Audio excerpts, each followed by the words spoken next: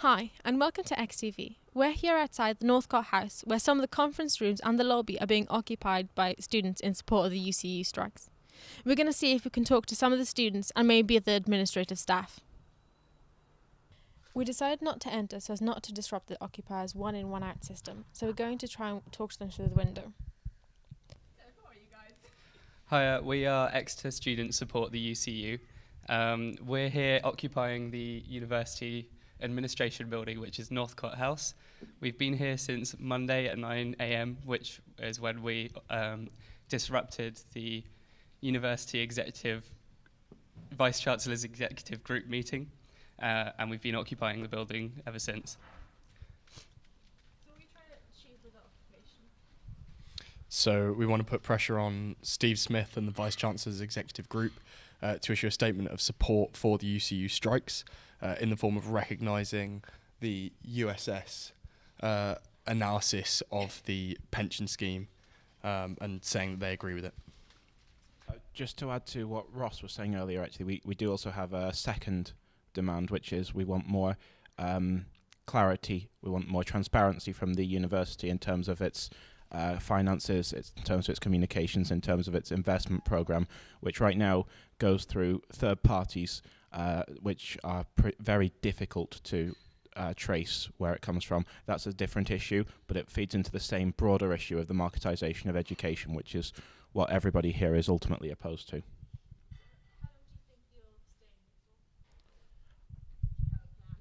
So we have a number of escalating actions planned, but essentially the occupation will continue and carry on escalating until such a time as the Vice-Chancellor Executive Committee issue a statement of support for the UCU and meet our other demands. And what spurred this kind of action for the occupation? So, as we said, it did initially just start as a disruption, and then we thought we should take advantage of the situation and occupy the room. Do you want to add to that, Alex? Okay. That's about it. Yeah. Our original disruption was planned to take maybe 2 to 3 hours. When we got into this place, we thought that maybe we could last for 5 hours. We're now over 75 hours in. I just want to say that what we're asking for is becoming increasingly realistic and pretty much expected, given that now both Oxford and Cambridge's vice-chancellors have reformed their positions, with Oxford's vice-chancellor now agreeing with the USS trustees' risk evaluation and no longer objecting to Resolution 5. Bristol has changed their views, and many other universities are following suit to support what the staff and students actually want. So join the club, Steve.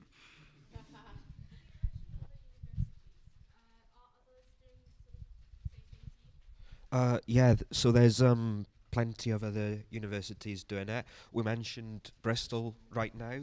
So Bristol was actually able to finish their occupation yesterday because that they actually managed to get their Vice-Chancellor to change his mind.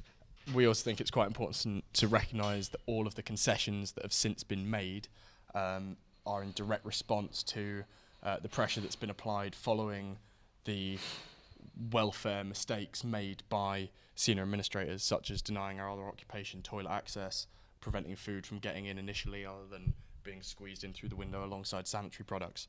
So it's only thanks to our pressure through both social media and support from the outside that we have received these concessions, and it is with the sole purpose of saving the university brand, not about our welfare. My colleague says talks about the welfare mistakes that have been made, but I think he's perhaps being a bit generous there. The mistakes, from what we could see, were not necessarily mistakes, but a deliberate tactic. We don't see any reason to suggest anything other than that, given the statements that the university has made, being that students would have been free to use toilets if they chose to leave the occupation, or that they would have been free to receive food if they'd chosen to leave the occupation. I'm not sure convinced that those are mistakes. Those seem to me to be genuine tactics.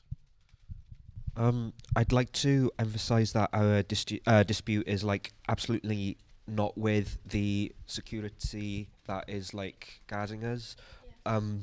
Like for example, the estate patrol, and we've also forced the university to hire outside contractors to like stay here overnight. But those people have been absolutely brilliant on the whole. It's just the higher up people that have been quite bad at times.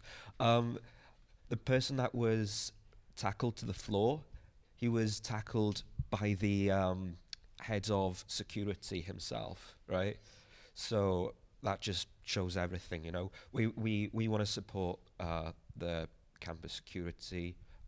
We think their struggles are our struggles, you know. Hi, I'm here with Jane, the Director of Communications at the University of Exeter. How are you doing? Hi, how are you? I'm good, thanks. So what do you think of the students protesting? Personally, I'm really pleased to see students who care so passionately about subjects, and the university really respects students' right to protest in this way, and as they do members of staff who are out on strike. So what is the university doing to facilitate the negotiations between the students and the administration?